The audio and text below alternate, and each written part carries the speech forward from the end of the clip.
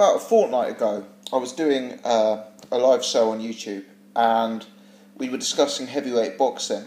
And I had a few people in the chat sending me messages saying, what do you think of various heavyweight prospects? You know, Gerald Washington, Joseph Parker, Hughie Fury, you know, all the regular names that come up. And I was answering them as I do. And as I said in the live stream, I like to think I'm a bit of a geek on heavyweight boxing, so I know who the players are. I mean, for me, heavyweight boxing is a very exciting division. I know certain boxing fans sneer at it because it's viewed as slow and less skilled, but for me, the heavyweight champion is the man.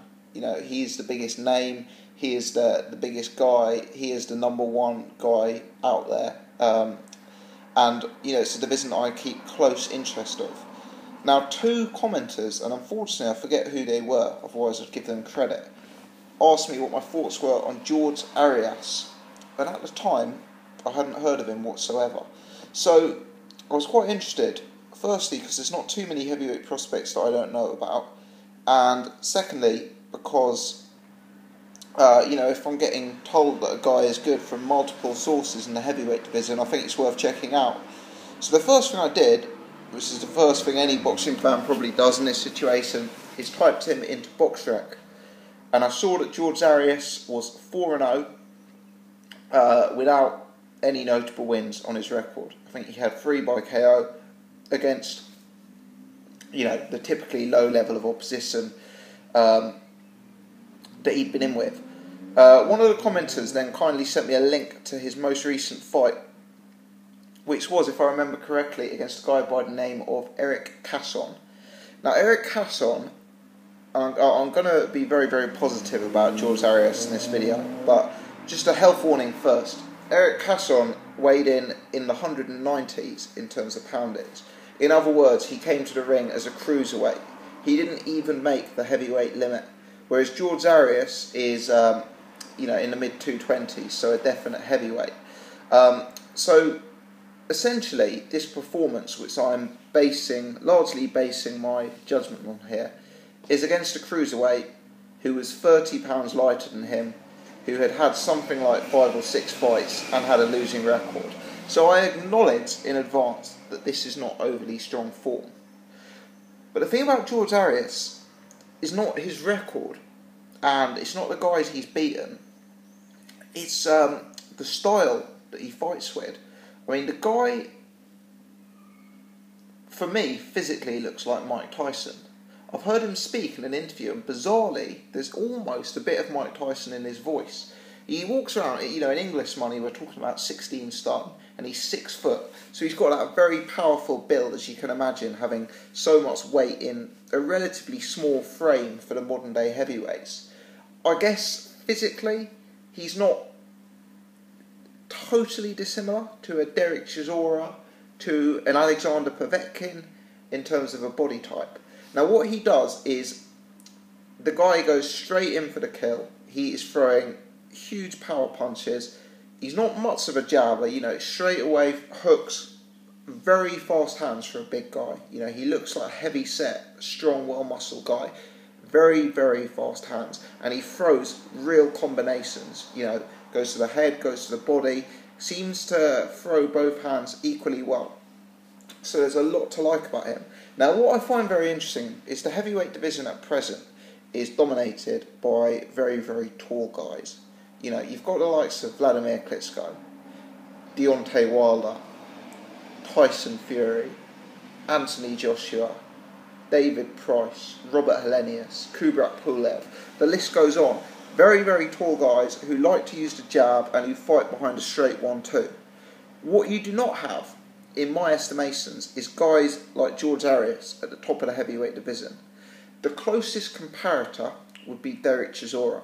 But as we know, Derek Chisora fails at top level. Other people you could compare him to, historically, maybe the likes of a David Tua. The Mike Tyson comparison is very obvious. But we're talking about a guy who not only is short to begin with at 6 foot, but he comes in low, he bends, he tries to dip under the jab. When he uses it, and I'll come back to that later, but when he uses it, he has excellent head movement and excellent body movement.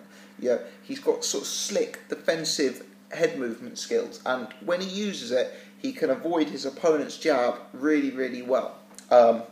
You know, he comes in at awkward angles and he throws, you know, punches with bad intentions. He's exciting to watch. Now, for me, in the heavyweight division, sometimes when we talk fantasy matchups and when we talk, you know, who would have beaten who, the most interesting fights to analyse from my perspective are not the who would win out of Lennox Lewis and Vitaly Klitschko, or who would win out of, I don't know, Vladimir Klitschko and Deontay Wilder. For me, the interesting matchup to analyse are when you have two completely different styles. And I think that's what George Arias brings to the table. I mean, don't get me wrong, this guy is a long way off being Mike Tyson, a long way off. But when you say who'd win in a fight between Mike Tyson and Vladimir Klitschko at their peaks, that creates a more interesting question in my eyes, because it's so hard, there's so many intangibles. How will Klitschko deal with someone that low? How will Tyson deal with a jab who's coming from that range? You know, and I think that's what George Arias can add to this division. You know, there's so many prospects on the way up right now, but they're all, yeah, not all of them, there are some standout people. I've talked a lot about Hughie Fury, I've talked a lot about Joseph Parker. You know, there are some real standouts, but they are all well-schooled technicians, amateur backgrounds, jab and grab, straight 1-2s. You know, there are guys who break that mould, like Joseph Parker, who'll get on the inside, who'll throw fast combinations, who'll throw power punches. But this guy brings something totally different. And if he develops, and he's very young, he's 23 years old, if he develops, he can be a real threat. He punches with bad intentions, fast hands, combinations, yeah, and he's awkward with the way he dips low in his head movement. Now, let me give the health risk here. I've said he's got very good head movement when he uses it.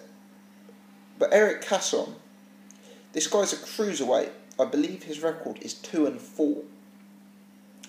In other words, the guy George Arias is in with in his fourth fight, his most recent fight, is no good. He's a weight class below Arias with a poor record.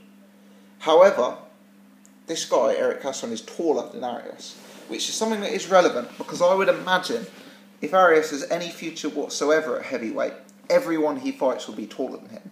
Put simply, you don't really get heavyweights in the top 100 who are not 6 foot and above. Now, the difficulty here, as you can imagine, George Arias gets inside and tries to work the body, tries to throw overhands, tries to throw combinations of hooks. Eric Casson, as you would, tries to stay on the outside, tries to use his range, and tries to throw the long 1-2. Obvious. The difficulty here is, in my estimations, Eric Casson, who is clearly a limited fighter with limited pop, is able to catch Arias on numerous occasions with the straight 1-2. Numerous. Often with the jab, often with the lead right.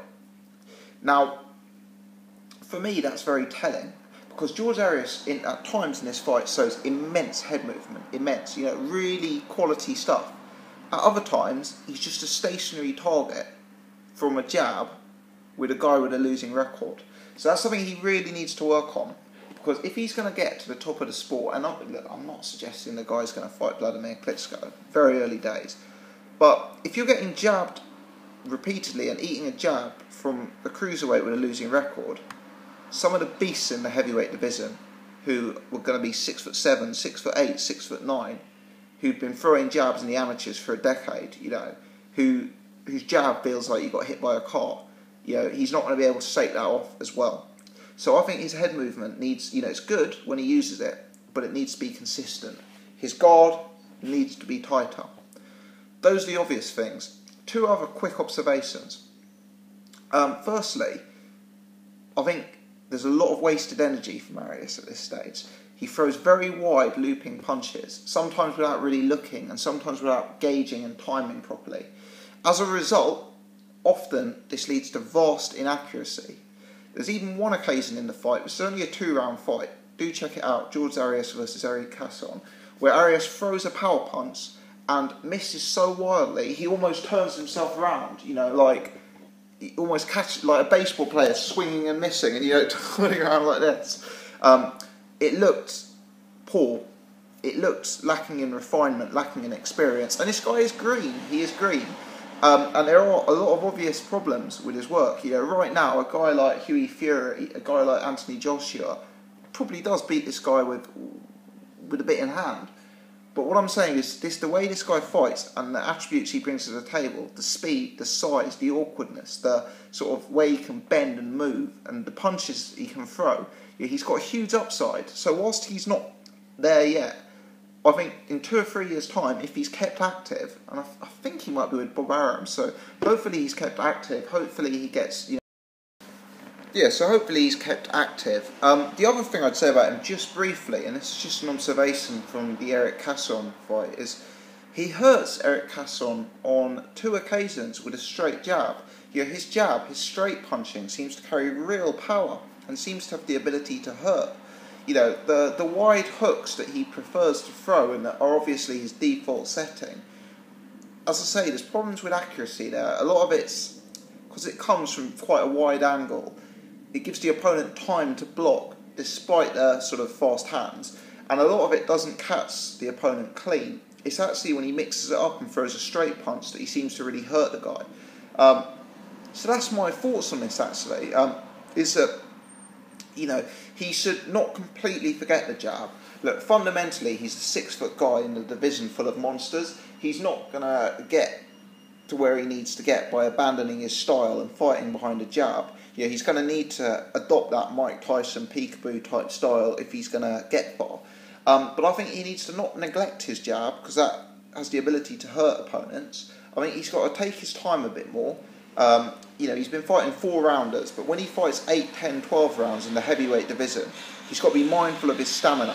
And what I mean by that is not wasting energy by throwing a lot of punches to the arm, throwing a lot of punches that miss wildly. And he's got to be mindful of his defence, because he'll get away with it against low-level cruiserweights. But as he fights, bigger guys, stronger guys, more experienced guys, he's not going to be able to afford to take shots like that.